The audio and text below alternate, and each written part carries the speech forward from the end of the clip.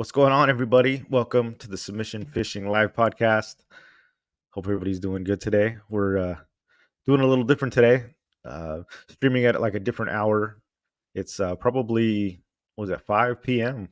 on the West Coast. It's 8 p.m. over here in Florida, and yeah, we're just gonna give it a shot. See who comes up. I know back when I was doing the live stream, it was usually pretty fairly early or fairly late, I should say. It's early for the guys now, but yeah, we'll see what happens. We got a lot of stuff to talk about. What's going on, guys? Everybody on Instagram, you can find us on YouTube. Come join us if you got time, if you guys are around, and yeah, come ask us some questions. We're on here with Kevin Nakada. Kevin, how you doing, man? What's up? I'm burnt. Are you? Yeah, Sunburnt. I got a little cooked today too. It was got some guys rolling in. Oos, what's up, guys? We're wondering who'd make it at this hour. Doing a little test run. Who's in Um, there? we got Mark, Leonard. Right Yeah, on. so far we got a couple. What's going on, man? Not much. We just went out. Man, we went fishing just now, and it was like I mean, we were probably out there like 9 hours or so out in the Atlantic, and it was pretty wild, dude. It was pretty It's freaking wild. wild. Arnie, what's going on, man? Carl Black, Oos, what's going on? What's going on, guys? Everybody on Instagram, if you want to find us, hit us up on YouTube. Come ask us some questions. Talk to Kevin. We're going to talk about some fishing industry stuff like that. Um, Jigging, of course, and any fishing questions you guys got, hit us up live on Yeah, YouTube. the fishing was epic. I wish you could show some clips from today. Oh my God. Yeah, we'll have some, man. I'm beat. I know you got to be beat too. We were on that boat for Yeah, a yeah. long time. Conditions were pretty good though. I really can't complain. I don't know what it's been like in California, but out here it was last couple days it's been cold, it's been stormy. It was crazy because they shut like they shut schools down and a lot of businesses down and stuff because there was so much weather and wind. It wasn't like a hurricane or anything, but I guess like the wind was so strong uh, that they shut a lot of it down. It was kind of interesting. But we got a break in the weather today, so we went offshore and it was just like, man, it was glass. It was really really nice, super good. Epic fishing. Absolutely insane. What's going on, YouTubers? I mean, Instagram guys, we're on YouTube. We're going live if you want to join us there. I'll sign off here in a little bit, just letting everybody know. Saying what's up, man. Iron Fish, what's going on, dude? Adrian, what's up, man? Good to see you guys. The weight loss guy, what's going on? Oos. Mark, work from home. YouTube is always on. Hell yeah, dude. That's good to know. That's right. Arnie said he still at work. Lalo Fish, what's going on, man? Good to see you again. Carl Black. Yeah, that's awesome. Yeah, man. So it was I'd say we ran about 9 hours, but you guys, this was like it was pretty insane. We had I mean I caught like what a 4 foot barracuda.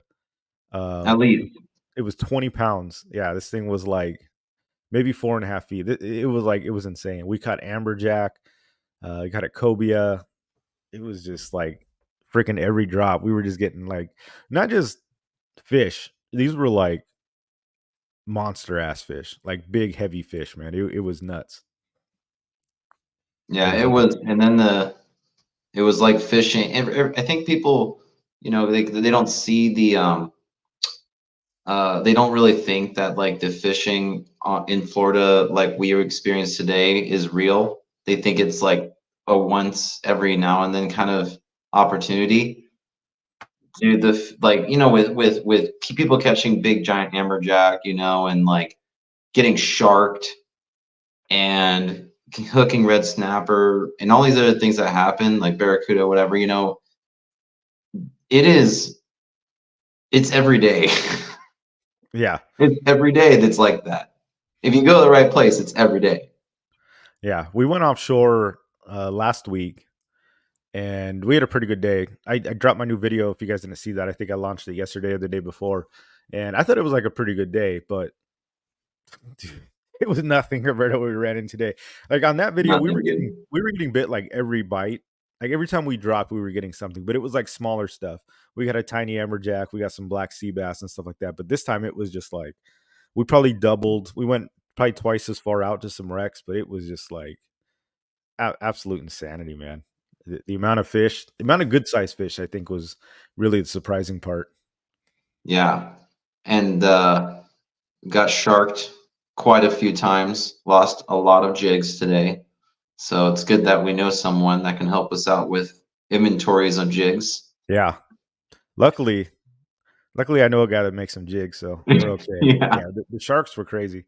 What's going on, guys, on Instagram? I'm gonna sign off here. I'll just kind of letting everybody know we were on YouTube. So give you guys a few minutes if you want to join us. Submission Fishing YouTube channel. Yeah, Arnie, we're gonna be we'll be at PCS. Both of us will in March, so I'll have a booth there. Submission Jigs will be there, so I'll get to see all you guys. So definitely come say what's up when you're uh in town. It'd be cool seeing all you guys again, definitely. And it's just like last year, right, Kevin? You're gonna have your kind of all your industry The guys in posse the will booth. be there. Yep. Everyone that hopefully no one drops the ball and doesn't get their booth picked out, but I don't think we'll have an issue.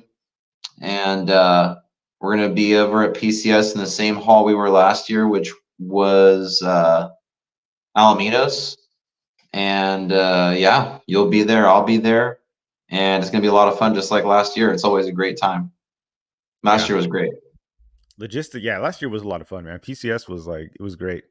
It's a lot of work when you guys. I don't know if like it's so we can get into that a little bit. All you guys, welcome back to Submission Fishing Podcast. I'm your host Muto. Now we got some guys in here. We get the show started. Yeah, basically the thing of the show is kind of. I know you had an idea. You wanted to kind of talk about the industry a little bit, right? Kind of state of the fishing industry. So I thought that was pretty cool. It's a good segue to come in. We're talking about PCS and trade shows and stuff like that.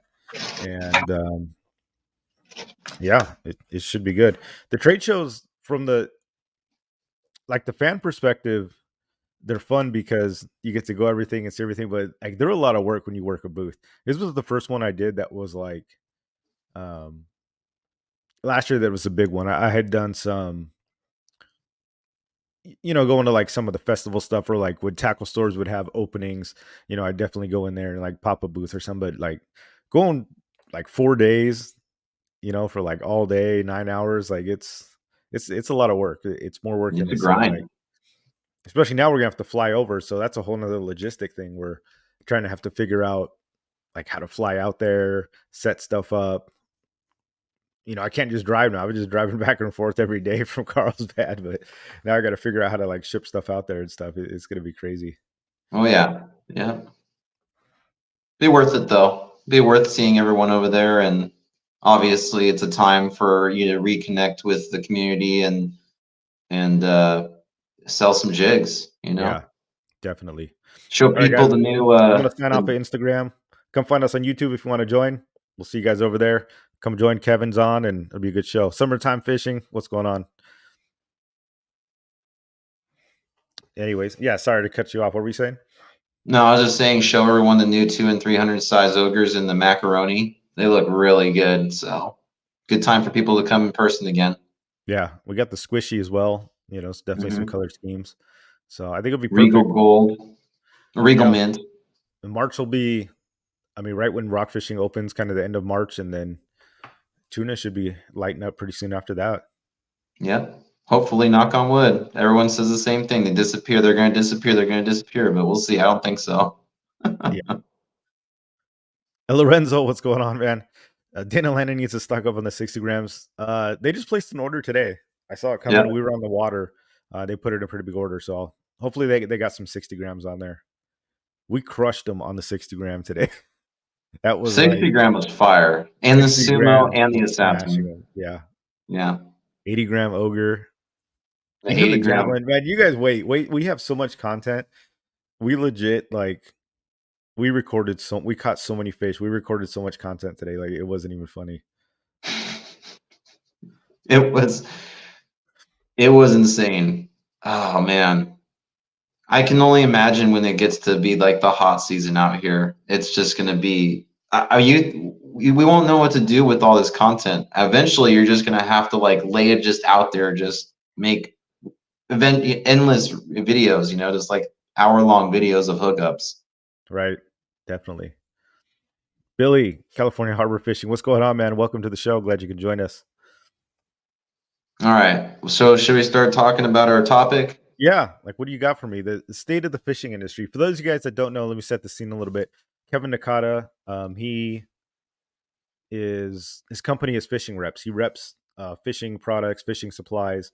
You have a pretty different insight from fishing. We see it from a fishing point of view, or a lot of these people do, but you see it from um, you get it a lot of the business end. You see orders, products that are hot, stuff that doesn't work, and yeah, enlighten us a little Yeah. bit. Give us a little pull back the curtain on the part of the fishing industry that a lot of people probably don't see. Right. So, everything you just said is a great consensus of what I do. And I also represent my company represents your company, Submission. And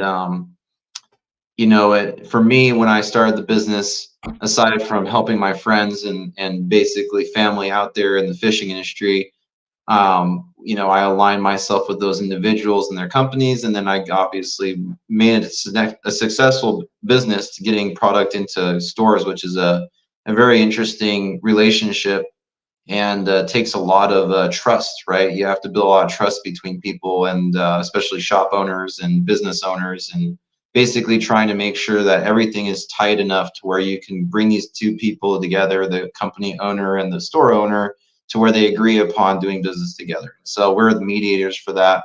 Along with that relationship building, we also do content development and marketing at the grassroots level. I really believe that there's the communities out there that are really help push products into stores. And so I get to see it from many different angles, just like you do, and so do people here. And I kind of bring it all together really in my head. So, um, anyways, right now is a very interesting time because I'm sure everyone in the entire country is feeling a little bit weird about the economic situation. I mean, we can't deny Yeah. it. Like, it's a very weird time.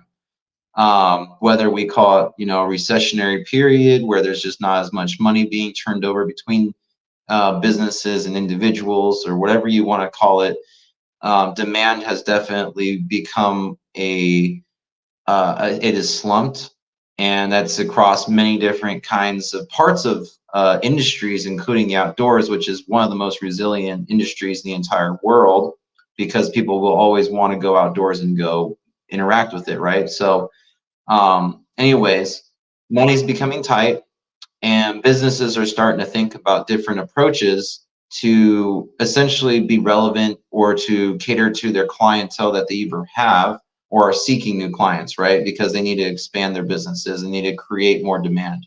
So we're in a very weird place right now. There's a lot of big businesses that are having kind of a gotcha moment, and I'm going to talk about basically some of the examples out there that are not necessarily fishing, but a kind of play on what their meaning is in the entirety of the economic situation out there. So, but that I mean that that's kind of the goal tonight, is to basically give everyone a big picture of how people are interacting with market demand in the fishing industry.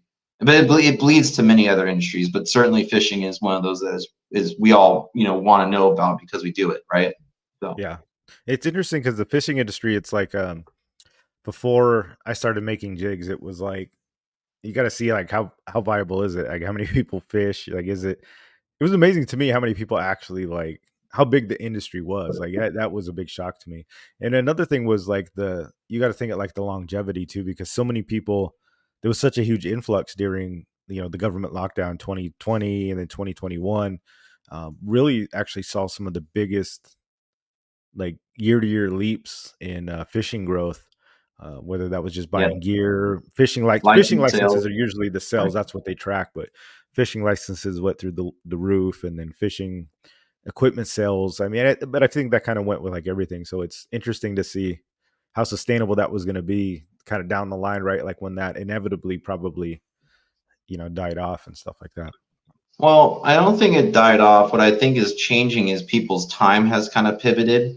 So instead of having, 50 to 100 days of interacting with the outdoors because of COVID being forcing people to basically do so, because there was a lot less pressure to work from an office, and certainly schedules were freed up because people were literally told to stay home. And people weren't going to do that. They're going to do what they want to do. We live in America. People wanted to bail and go and be out in the outdoors. So people's time changed recently. People are back to making money, and they need to. And it's kind of a back to reality situation. We're all kind of getting back used to it. But in the end, I think that the awareness level of how easy it is and how low the barrier of entry is to fishing, which I think is great because now more people are doing it than ever, and I think they Yeah. still are. It's just that maybe what didn't happen was that it wasn't nearly as successful as they thought they would, so they possibly kind of moved on from something, or reached contracted a little bit and started doing something a little more simple, rather than, let's just use example, rather than going bluefin fishing and spending $10,000 on bluefin equipment. They might have scaled back and decided they want to be spotty anglers. So Yeah. I think there's definitely there's a less time available for fishing, for sure. That's part of maybe one reason. Yeah, definitely. I know I was definitely part of that pivot during the whole lockdown thing. Like I was just like an offshore guy, and then whole boat stopped and all that. That's how I got into spotty fishing. Basically, was I was like, dude, I still got to fish. Like, what can I do? Where can I go? And I was definitely in that group of like, well, I'll get a kayak and try this base stuff out. For sure. Yeah. Yeah. So one example, brands are extremely sensitive right now.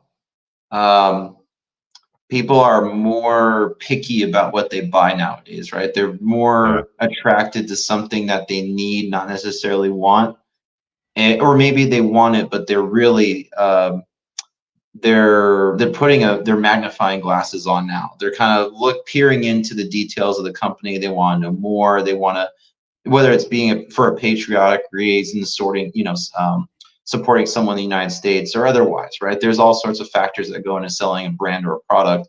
One of the things that's really happening is that people have learned that their money is the best vote that they could ever give to supporting a brand, right? So one of the most interesting case studies that will ever exist in the entire world for any businesses is what's happened to Bud Light.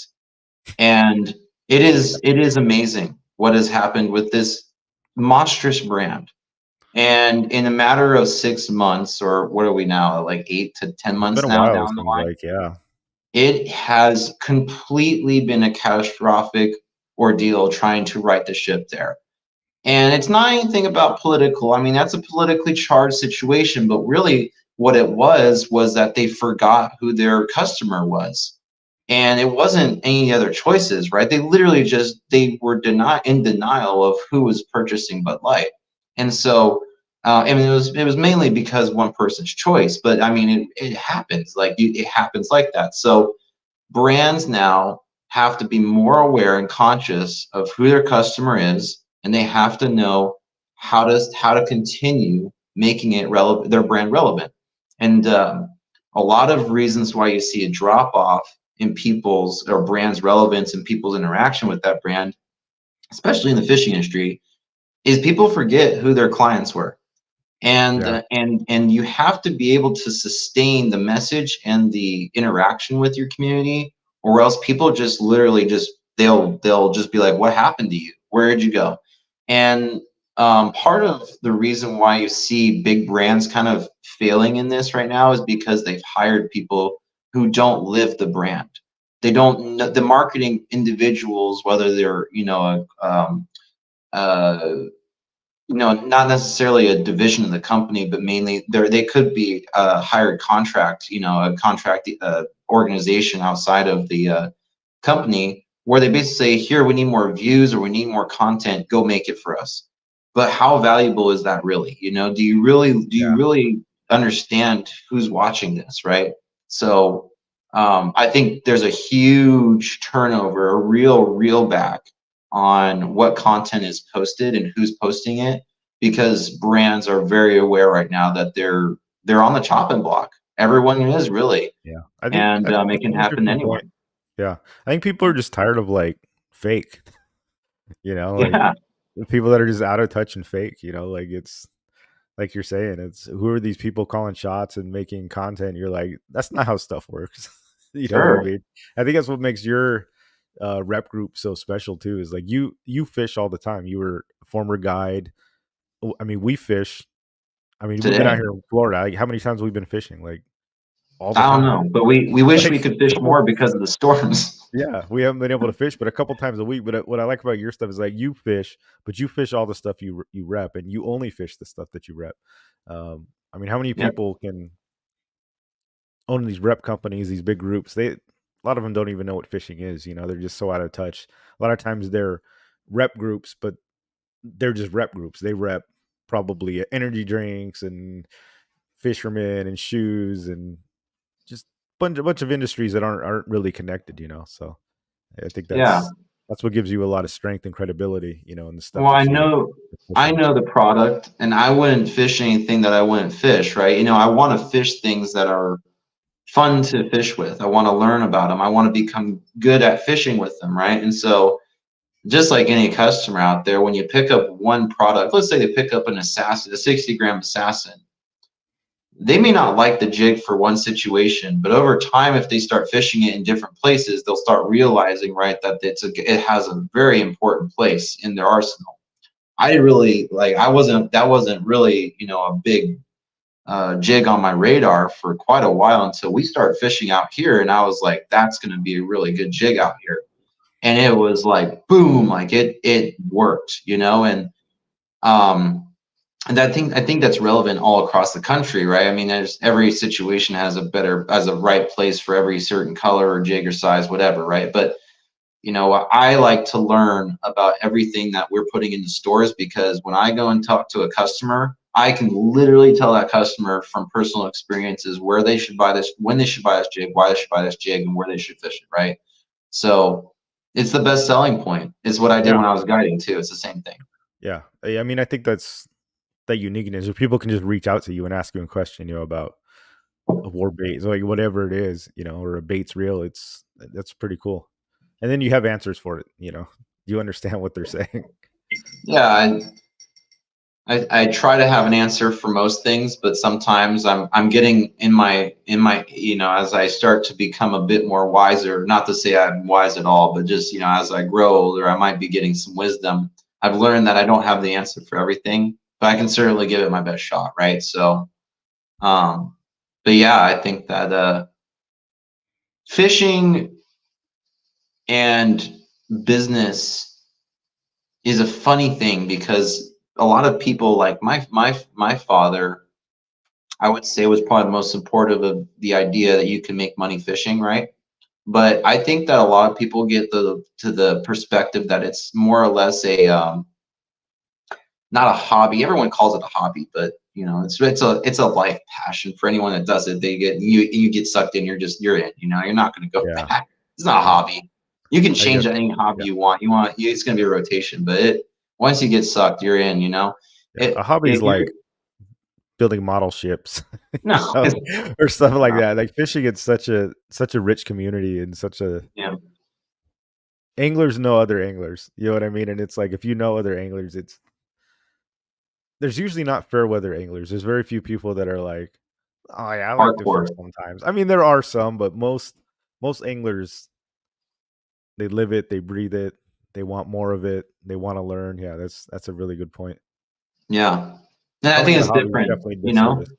It's a very different sport. Like, it's a different way of life. Like, people, when you talk fishing, there's so many memes out there now. It's like when you find the one guy at a party that actually fishes, and then it's like you're just Right. talking with yourselves. No one else exists at that point. So, no, I think fishing is very interesting to make money in. I think fishing and money can exist, but you have to learn that. especially in sales, you have to learn that people can really call your bullshit, right away if you're not authentic about what you're saying.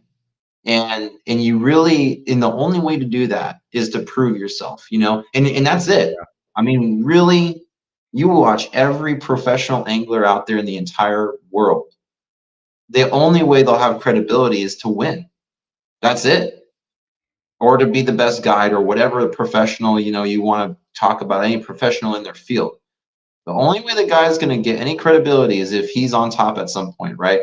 So I think that, for business wise, that it doesn't, it's the same as true there. You have to be authentic and you have to have credibility. And the way you create credibility is when you say you're going to do something, you should probably do it. So Yeah, definitely. Yeah, that's what that's I good believe. stuff. But That's great. So what are you seeing like trends wise? well, More so now that we're kind of entering into 2024, like you said, it's a whole different era, election years coming up too, which is always changes things, and then right. interest rates So are crazy. I mean, are you seeing decreases, increases, or tackle stores more discriminate about like what they're buying, or what are you seeing on the ground floor? so in the scheme of things right now, there's a lot of inventory out there, and inventory being held over in warehouses is a very not a good thing for a business. They want a you want your store or your inventory to be having a good flow. You don't want to have too much, you don't want to have too little. You don't want to be in a place where you're sitting on multi-millions of dollars worth of inventory and you can't move it, right? That's when businesses start to really think about cash flows and having problems with being able to pay bills. So a lot of companies out there, especially some of the bigger ones, they have a lot of inventory because demand has started to kind of slump, right? The other thing that happened was that COVID created so much demand that it inflated people's numbers Yeah, from past years. And what that does is they start to create projections off that, and reality starts to set in again, and people go, "Uh-oh, we're sitting on 3 times as much inventory as we had last year." Well, what happened? 3 times as much, 3 times less, or 30% of that product, right? 33% of that product was not leaving fast enough, right? It's or 300 times that product is not leaving fast enough. Excuse me. So how is this alleviated? Well, it's really tough. And the bottom line is it comes down to discounting. uh, Stores have to start and brands have to start moving product at a lower price. Unfortunately, it's typically what happens, or you have to create more relevance within the product, right? You have to make something that people want more of, right? Demand has to start increasing. So in some ways, a lot of these companies, they start to not think about discounting because it really affects the pool of the individuals who are selling. Stores have an issue with that because they don't make as much money, right? And they have to make money because they have store employees and they have bills to pay to, and everyone's got is affected by this. And it really starts with inventory levels being mismanaged. And when people liquidate their inventory, it's really just not an option. It's the very last one. So what they'll do instead is they'll start putting their money into heavy marketing campaigns, right? You'll see tons of marketing from these companies as soon as they start seeing too much inventory or enough inventory where they need to start doing it. And it makes sense. You need to make more people aware. Go yeah, find some new clients or make your current clients more aware of something new or whatever it is that they're trying to do. They need to increase their visibility. So I would tell you that right now we're kind of in that stage where panic hasn't really set in, but there's a lot of people who are going, uh-oh, we kind of need to move something now or else we're going to lose our ability to do R&D, create new product. They need to move product fast. So you start seeing interesting platforms take on inventory and things you never would have seen before. I've started seeing fishing brands on Temu, which is interesting to me, and they're discounted heavy. So we're kind of getting to that point where there's a drop off in demand too far where they need to start unloading to make things interesting again for Right. themselves. Stuff, So yeah. what this does though, which is why I kind of was expecting this, to be honest with you, not to call like I'm not saying that I made a investing call or anything like that. I really didn't. I really believed this, and so I went after this. But I had an idea that a lot of these brands were going to start having a decrease in demand, and so I thought boutiques were going to have a big opportunity here. And boutiques meaning a brand that was not necessarily at the stage of a big conglomerate or a giant, a corporate environment, a corporation, something that's more of like a not a startup, but a brand that exists inside of a community and has yet to expand outside of its own niche area, right? That's a Yeah. boutique, I would claim. And so we've seen boutiques now having way more opportunity because people are starting to research outside of bigger brands and starting to look into something deeper, wanting to be part of a new era, basically a new wave where their brand is succeeding. They want their brand, their association to want to win. And that's what I support. I have nothing but boutiques in my rep group. Like we do very great business with small business, and they're starting to become bigger, right? And that's kind of the wave of the new era coming, where people are going to start wanting to become part of brands that are down the line the brand they rooted for 20 years ago. Well, Right. now we're Yeah. 2 years in, but 20 years later, from here, people are gonna go, that was where these guys started and I was with them from the beginning, which is exciting because for a lot of people that are like 60 years old, imagine seeing Shimano basically get their foot like in the door in the United States and then run away with that, right? And for people to say, I saw it at the beginning, that's really cool to say, right? And people like that. But it's Very kind true. of, we're at this point where people want to feel that again. They want to feel something where they were at the early stage, right? They want to be part of something that was kind of an infant idea and grew into a big project, So I Exactly. think it's good. Yeah. No, I agree with you. I think people are just kind of getting tired of conglomerates. I think that's where Sammy's question says. He says, Kevin, do you think the big dogs like uh, GSM buying more small companies? And I think that kind of ties into like, what you're talking about. It's What is he saying though? I don't understand that. So Kevin, do you think the big dogs like GSM buying more small companies? I don't understand what that could. I think he should re-comment, and I should touch on that again because I think he's um, asking, do you think they're going to keep buying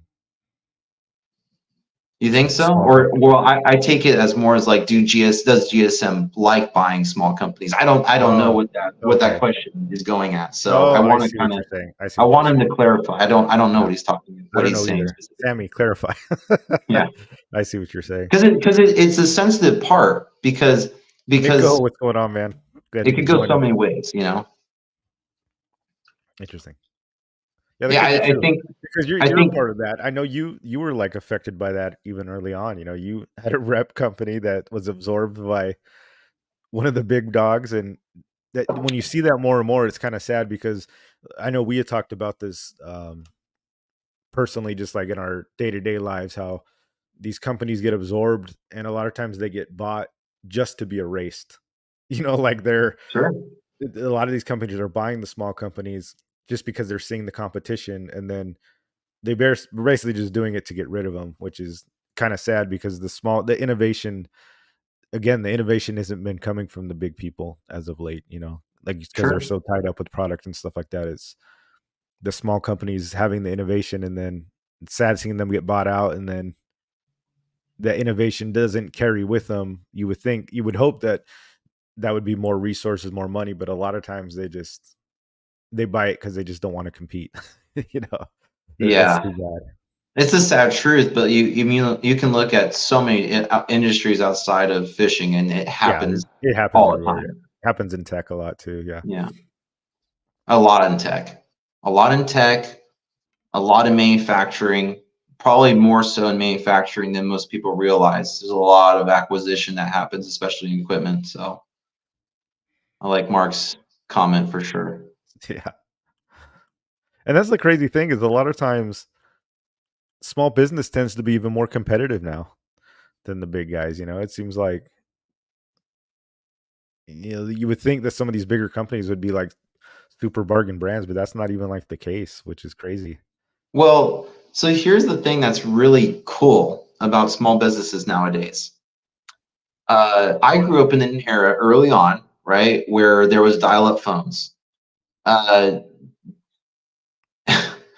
Well, I'm older than you, Marketing so back then was done through print ads through a magazine that you would pick up and pay for, right, for $20 from your local tackle store or Western Outdoor News, whatever you had print wise. You'd pick it up. You wouldn't necessarily go to a computer, right? And so the value of advertising has really not value. The ability to advertise has changed so much into the hands of individuals, right? I do it myself, you do it, right? Everyone pretty much has the ability to advertise at any capacity on their own at the same level as the big boys, which is crazy, right?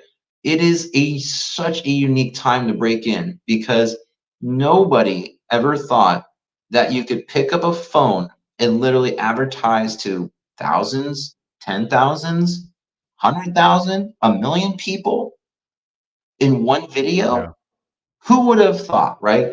So the advent of the internet, the combination of social media has never made it so easy for businesses to become successful overnight. On most occasion, it can happen overnight. Yeah, that's crazy. Not the I know most the answer. successful though. Usually you want to exist for a long time and grow into it. That's the best stage. That's the Right. best way to do business. It's been proven time and time again. You rush into something, you're just going to be it's like 80s bands. You make one song, but you don't make any more after that. You're toast, and The one hit no one's going wonders. to pay for Yeah. it anymore. So Yeah. Chris says, Kevin, are you still working with Hobie? Any R&D going on, or did you step away from that? no, I worked for Hobie for 8 years. I stopped in 2020 and loved every moment of it, but I had to step away, and it was a personal choice to be able to focus again. And obviously now I have something started where I really want to. I did have a lot of part of the R&D, mostly because I used the product, I believed in it, and I used it all the time. And but not anymore. So I haven't had any input since 2020. Nice. I know. I still see you on like a lot of their promotional stuff, like the fishing. Like the older kayak stuff is pretty funny. That's good. Yeah, I But really hey, love the man, company. I think they have a great brand. I think that the innovation was at its peak when I left. I thought it was amazing. Recently, though, they put the locking mechanism for the 360, which I was around for at the time when they were talking about it. So that's great execution. I really think that was a big deal. They should have done that from the beginning, but that was a very hard task at the time. So that was good. yeah, agreed. Did we ever get hear something back from Sammy, or else I'm gonna go down that. Sammy, let me see. I don't think I did. Sammy, we needed clarification That's as to okay. what you meant by GMS. GSM is Yes, a private MSG. equity firm that bought they bought Yamamoto baits. So And which then is they a big bought deal, Phoenix, and then bought Phoenix and they Rods, bought right? Phoenix recently. Yeah. So um Are they like a new player, or they've been around for a while? honestly, I haven't done my homework behind them. They took Yamamoto, I think it was either the year before or last year. I can't remember, but that was a recent acquisition. Yamamoto was, and I would still claim their Senkos, right, are in the scheme of things, were probably the best selling lure with the best price ever. I mean, it was crazy. I can remember Well, when Senko everybody wall. knows what a Yamamoto is. Yeah, it's like A Senko, right? A 5-inch yeah, Senko. I remember when Senko walls, like at Anglers Arsenal and dude, Bob's yeah, Bait and Tackle on the corner of Claremont in San Diego. There was walls, like yeah. a wall dedicated to this plastic lure, and it It's was still like that at almost like always Turner's. tapped. It was crazy, like. Yeah, And the thing was so good at catching fish, but it was so expensive, really, because you got so many in a bag. They would be a one fish wonder, but you would catch the crap out of fish, and you still do out of Senkos. Like there's yeah. amazing lure. They're timeless at this point. Like you can't beat it. And It's proven. I mean, that's it, the thing. Like when something catches fish, it will always catch fish. Like it's not yeah. gonna suddenly stop catching fish. That's what's crazy about fishing lures. Well, I think it's about pressure, right? People kind of there's things that lures that just definitely they will always catch fish, and I think you're right. But I think there's certain lures that have a certain thing about them that creates way more of a impression on a fish, like as their memory, where they don't like they'll try it once, but they may not try it again, kind of Sure, sure, situation. sure. Like a spinnerbait is a very aggressive lure. I think they kind of feel the thump after a while. They go, I know what you're up Right. to, you Not know. again. Yeah, so I think there's different. The fish are pretty stupid, by the way, but like there's some smart ones out there, and they get pretty big. So, um, like I think Benji, slow pitch, what's going on, man? Oos from Bullhead City, Arizona. Welcome, he's Benji. Good to see you, man. catching them kitty cats. I mean, Yeah. he's been messaging me, so good for him. Go raid Mark's closet if you need I lures. like it. um, Sammy said he was just wondering if you think there's opportunity to take over all my favorite smalls. huh. I don't know how to I don't know what that one's about either. But here, let's talk about the elephant in the room, pretty much literally. Private equity and conglomerates. They aren't necessarily all bad, right? I think that the reason why some people might be bitter about some of the acquisitions made in the last 5 to 7 years is that the people that manage those or the businesses that acquire those businesses, those small businesses, don't necessarily have the same motivation to grow those small businesses quite like a small business owner who's live and bled that brand since they created it. It's a baby. When you make Yeah. that brand, it's your baby, and it doesn't die very easily. So the acquisitions, right? When someone's telling you they can make you X amount of money from the sale of a business, I think a lot of people, when they, especially business owners who have done it long enough, they kind of have to think about it in reality. Okay, do I want to keep doing this, or do I want to try something new after I make money? Whatever they want to do with their money, that's their own call. But I think that once you've done that, you really have, unless you get a contract where you're staying in the business, I think you really have to be okay with stepping away if you're told to step away, right? And so you don't have full control anymore. Someone else is telling you that this is what's going to happen, this is where the money goes, right? Because they usually have a lot more liquidity within the business to be able to spend X amount with budgets set aside for X, right? Marketing, R&D, et cetera, et cetera, et cetera. And so the complication with small brands being acquired is that if there's a bunch of them being acquired at one time, if the conglomerate or the private equity or whatever, whoever buys that business is not taking care of it, like I said before, brands begin to die when communities feel like they're not being heard anymore or they're being reached out to, right? Yeah. So Yeah. they will not be heard as much because there's a lot of stretch. They're being stretched very, very thin at that point. So in the end, people kind of have to come back to reality, and they take it a lot more emotionally sometimes, which is fine. I mean, that's part of being a human. You can believe whatever you want, especially in America. You don't have to buy anything you don't want to buy, right? So it's your money. Do whatever you want with it. But one thing I'll say is that in the scheme of business, the end result is that you, the customer, needs a product. It's if any company starts to produce the same product, what's the difference between someone else making it versus that, versus the previous owner? if it's the same quality and it's the same brand, or it just has a different label, if nothing's changed, what's the difference? Or if it's gotten better, right? Right. So Right. people get really sensitive with change, but I think that one of the key things that I want to tell people is like it's not always bad. There's not always a bad Yeah. thing about being acquired. So Yeah, if, because there definitely is instances where the original buyer or whatever, they people don't understand, but maybe they've stepped away or they got burnt out, and in that sure, case, it's just dying and it will fade because they'll just close it down. Where if a yep, big company comes in and buys it, they kind of revive it. So it happens both ways. yep. It's not a one size fits all situation. Yeah, I definitely understand that.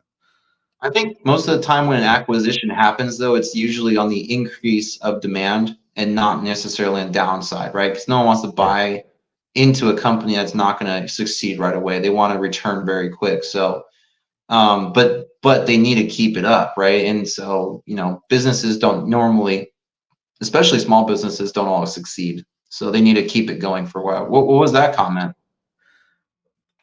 I was just saying that they were seeing a bunch of different baits within their group. Yeah, it's California true. harbor fishing. That's yeah. These guys are It's good. they've been big time supporters of us. So I appreciate you guys, man. Mark too. You've always been with us from the beginning, man. Even when we launched, a lot of those guys are part of it. I think Sammy, Chet. I mean, those guys have been big time slayers of the submission jigs for sure.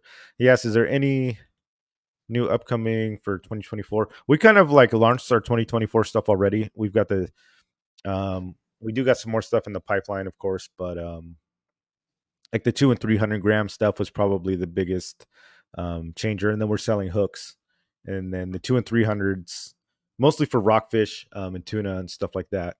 But we got those in new colors, and then yeah, we'll see with the micros. We'll probably do like another limited edition, but we're always bringing out new colors and shapes and stuff like that. So I don't want to promise too much and talk too much about it, but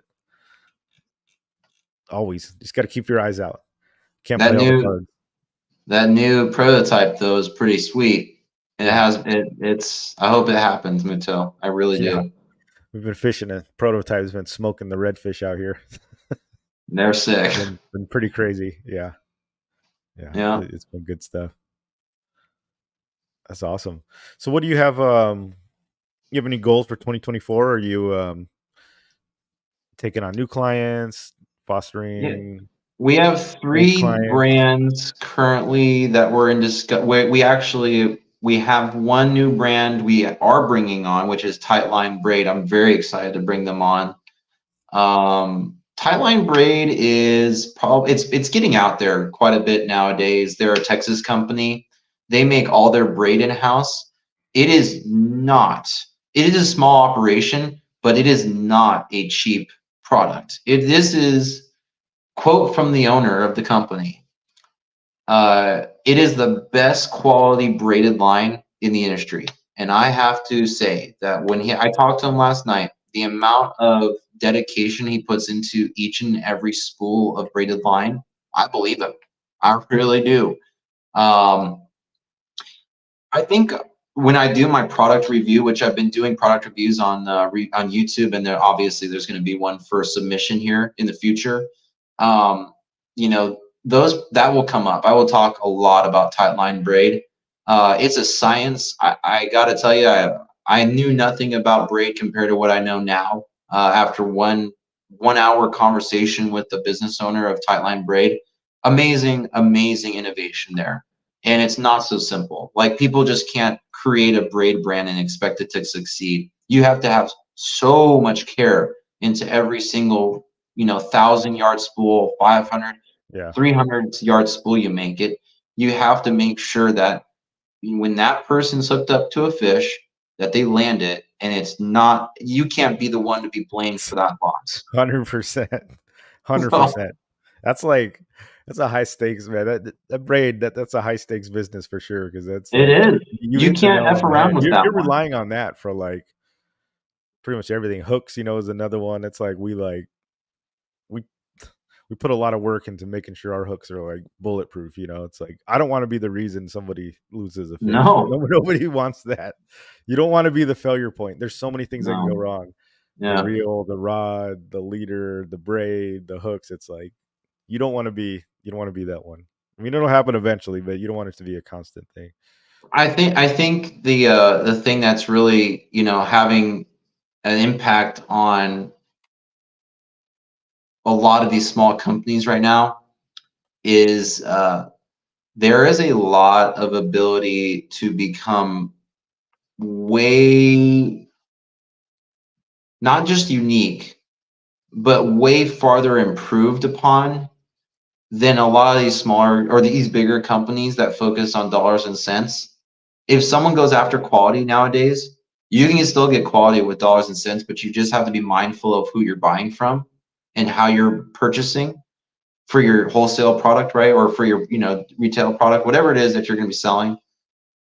People that are in smaller size businesses right now are their emphasis is on quality, not necessarily the dollars, right? Yeah. It comes in maybe both parts, but mostly it's a quality thing because they need to have a continued clientele increase. So I really like where this is going with boutiques right now. Like your product, how many fish did I pull on that one ogre 80 gram today? Like there was to the detriment of the hook itself and the thread, which started to unravel. I must have put 40 amberjack in the boat until that thread started to unwind. Yeah. That is wild on the assist hook. I didn't even put any like coating on it. If you put a coating on it, it would be impenetrable. The hook would like bend out or break or something eventually, or the hook point would, dull. But you've got a really good hook on your jigs, and that's Oh just yeah. one part of It's the feature insane. of your Yeah. your paint jobs on your jigs are incredible. They do not peel. If they scratch, it's because something really toothy took it Yeah. out, I mean, if you're hitting the rocks or like Right. you wear them down, but yeah, they don't like you don't cast it once and you come up and like half the paint's gone. Right. Yeah, but I mean that was one of the one goals that, when I went out is that to make something where the hooks are like, we have a really good BKK hook, the saltwater hook, and they're all tied in house like at our factory. They put all the thread. They're not just like ordered like bulk, the hook is all They're made. tied. They're tied Yeah. for each jig Yeah. for, a specific size, and then made sure that the paint is just like better than everybody else's, right? The glows brighter, the lines are clean. Yeah, stuff like that makes the difference for sure. Yeah. It's your time to attract clients. You're a new business, not a new business. You're a growing business. You've been We're still around pretty since new. 2020. Yeah, we haven't been out. So Or it's 2021, I think we launched. We kind of hit like our 2 year. I think this month maybe. It was like two there you years ago. go. I did like I was the first. We just decided to like sell some jigs online only. That was like 2 years ago. So yeah, it went, Yeah. went by pretty quick. Yeah. I mean, you asked me about 2024 goals, and they're quick Oh, and good. And Chris said he's been using the tight lines for 4 years now. Caught many yep, fish. It includes 2 swords off the uh, on the inflatable on 65-pound hollow. Yeah, you were telling me about that hollow line. That's their awesome. hollow's amazing. Chris is a real he fishes a lot on that inflatable. Um, great credit to him and how hardcore he is. But the point he made about 65-pound test hollow being used, his use is one of my real reasons why I think the brand is going to succeed is because you can use a thinner braided material, braided line class to get the same result or better result with when using tight line. Because if you're using 65-pound test hollow for swordfish fishing instead of 80 or 100, which is a lot of more common now, right? Right now, the current trend is 80 and 100. But if you can use 65 and have the same or better strength out of your braided line than the current use, you don't have as much scope, which means you can use less weights for the most part when swordfish fishing, and you get more line yardage, right? So there's a few things there. Plus, you don't lose strength. But think about tuna fishing, right? Tuna fishing, if you're going to be out there and you're going to be fishing 30-pound, 40-pound hollow for a 100-pound fish, with an 80-pound fluoro leader or a 60-pound fluoro leader, that changes the game a lot. And the reason why it does is Yeah. because there's not as much drag for a live bait. If you're fishing a live bait in the corner, it doesn't drag as much, right? It's much lighter of a product. It goes through the water differently. I And don't know. I don't so, know about that. was that? I don't know about any of that. Yeah, you don't The know the bait. live bait fishing. But even your jigs, I'm just kidding. even your jig, if you can use 15-pound No, you're right. hollow, Yeah. right, or 8 strand, which is the solid, and you can fish a thinner material, even 8-pound Yeah. braid, and you can get the same strength as 20-pound test of any one of these other bigger brands, right? How much better are you going to be able to fish with 8-pound braid? Oh, totally. That's game changer. So Yeah. way thinner, and so it's that kind of changes things, right? Like now we're getting into a circumstance where there's a possibility that you can do different things with a higher class or higher quality braid, but you're not going to be paying as much as you think you're going to be paying for. And I think that's kind of we've been talking about the small business side of things and the higher quality. I think we're there. A lot of these businesses that we affiliate with, I look for quality because I want to fish for something and I want to know that my clients are going to like it, which my clients are not just my stores, but their clients are my clients. I want the demand. I want the customer to like the product, right? So if they fish it, I make more money. They're happier. In the end, they're really, and the businesses are very happy to do business because they believe that their customers are on their side. So, but yeah, I mean, my goal is basically to I want to continue doing business as we did and do better and create more content. Those are my things I want to do. I just want to be better at doing business, and we already do business very well. I'd like to become even better at it. But social media content is definitely on my top of my list there. But what about you? 2020. Yeah, basically the same. Just trying to continue to put out a good product that people want and innovate and just grow. I'm at that point where I'm trying to spread the slow pitch gospel. And I just try to fish it everywhere. And I'm just my goal really is to make it show people how it's viable in any situation. That it's not just like a vertical fish thing. I've been casting 10 grams out and smoking trout in 2 feet of water. you know, we've been catching redfish with it. Just show people that it's and even in freshwater. People have been catching largemouth bass, spotted bass with them stripers, and it's just that I want to keep showing. That's one of the things that my goal out here in Florida, especially where we are in Jacksonville. It's like people have never even heard of this, dude. And I'm going out there. It's the same thing that we kind of did when I started fishing these with spotties. It was like nobody had ever done that, and it was like my goal before I even made jigs was to show people that you can catch on these. And then I started making the jigs, but I just want to kind of continue to show people how viable it is, and you can catch anything with it. Like you truly can slow pitch anything, and not just one species or the other. Like we've caught probably what 16 different species in our last 2 trips, all on Easily. jigs, all on slow pitch jigs. Yeah, Yeah. it's crazy. Like anything will eat these things, and just learning the style. So also my goal is to teach people how to fish them. And I know we've been working on stuff behind the scenes with we got a big project going on at how to teach people how to do these things, putting out classes and stuff. So I really want um, the learning aspect, because I think people can see a jig, and a lot of people like they see the fish, and I get a lot of like people hit me up on Instagram, asking me lots of questions. So um, I think people see the fish a lot of times, but they don't really know how to fish it because it's not intuitive. It's not just like, oh, okay, I have this jig now. What do I do with it? It's not really that easy. Yeah. So I think it's important I that I keep educating people. I mean, that's where I started. That's where my YouTube channel started, was to before I even made products, was just to show people how to do it. So I think I'm going to push for that more in 2024, is giving people more information on how to be successful with the jigs, and try them in new ways, in different ways, and really just all my secrets and everything that I've been learning. And I learn new stuff, new retrieves, new techniques every time I go out too. And I Yeah. really want to share that with people so that they can try it and test it out and stuff like that too. I Mark agree. says That's a good one. we need submission at Cope's Rod and Tackle. We'll go over there and talk to Seth. We'll get Tell them on Art. it. You guys help with that. If you guys ask them about it, there's a demand for it. We've got into tackle stores like that because so many people are like asking if they had the submission jigs, and then by the time a rep goes, they go, "Oh, people have been asking for that," and then they bring it in. So yeah, if you guys want us in there, I really appreciate if you help. I Just did mention it. Just say, "Hey, do you guys have the submission jigs?" Because that'll help us out. Kiwi reacts. Oos, what's going on, man? Good to see you. Long time no I did see. stop at Seth's I think a year and a half ago on my way to Tahoe. I did stop in and I did explain the jigs before I went up there and grab them. Okay. So Late response, but the tight lines braid is super. So a lot of these guys had. I hadn't heard of the tight line braid, but a lot of these guys have. Joey yeah, Bassett's no joke either. They know how to fish. Seems like the good fishermen know. they like quality.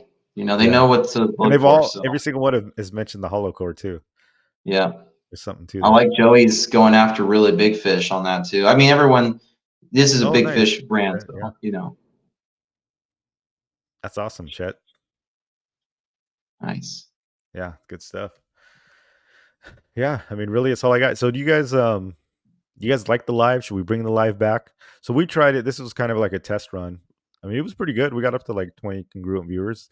I wasn't sure because I haven't streamed live for so long, but the time difference is what I was worried about. I figured everybody would want to be on at 7, but it was a pretty good turnout. I mean, for the first return. So you guys let me know in the chat if you guys want to keep seeing a live show. It would probably be around this time. So between like 5 and 6 Pacific time, if we started here at like 8 p.m. So if that's something you guys are into, maybe we bring back the live if you guys prefer that. And because I could always upload these as a podcast, on Spotify and stuff like that. It's not too much more work on my end. But yeah, let me know. I like the live. I like seeing people's comments.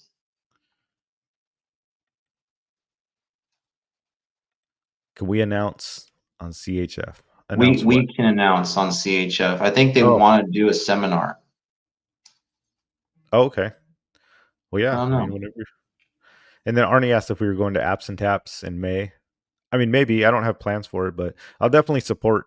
If I can, I always try to give some stuff for them for I will sure. likely be there. Yep. I like this lifetime, Captain Dan. We do anything for you then. True. Cool, Kevin. Well, Corey King says live's the best. Yeah, live is fun because we get to interact with you guys for sure. So, I like it as well. You get to answer questions and stuff like that. But our hour's up. I don't want to hold you guys too long. What do you have, Kevin? Anything else before you Just keep go? watching out for the news, but we are going to be repping tight lines. So that was the news you guys heard first tonight on Muto's channel. So, but we have a lot of other brands coming. So, we even have a shoe company we're going to be working with, hopefully. So that'll be Fishing shoes? interesting. Fishing shoes? Fishing shoes, yeah. Yeah. But I think they're more directed towards. I think short pounders are gonna like them, and I think kayakers are gonna like them. I'm not so sure about charter boats, but we'll see what people think. But I personally, I don't wear boots on charter boats. You've seen it. I wear stinky tennis shoes on Yeah. charter boats. I I don't know what you're smoking with that, I but can't do it because my knees hurt. Because I do it you on change when the soles. You just got to put no, like it's go get not some that. nice soles and throw No, them in it's the there. heaviness of the boot. Oh, okay. It pulls on my knees. So when I walk around a lot, and you see me, I don't stop walking. It hurts my knees. But I do wear boots frequently, especially for commercial fishing, because you just have to at that point. It's so dirty and nasty. But I don't wear on charter boats. I don't remember the last time I wore deck boots. I really don't. Um, and maybe at night. At night it's different. I wear deck boots at night because it's too damn cold. But I prefer to wear shoes. Just Ooh, me. jetty shoes. Interesting. Yeah, I would claim these are jetty shoes. I mean, they're not. Now the thing is jetty shoes kind of they need. He's probably talking more about like for mussels and stuff and like barnacles. Maybe not to that level, but if you're not like rock hopping onto that, I would say these definitely are more friendly to a rock situation or a jetty for sure. They're Awesome. they're they're water. They drain water. There's your I know hint. what you're talking about. Yeah. Yeah. Yeah. Awesome. That's good stuff, man. We'll be on the lookout for that. Corey King. Yeah, all the support for Spotty Bowl. So you guys are all rocking Spotty Bowl. Yeah. Remember, we have a side pot. So $25 every round this year, you'll get a gift card. So post the longest spotty with the submission jig. Yeah, and get it done.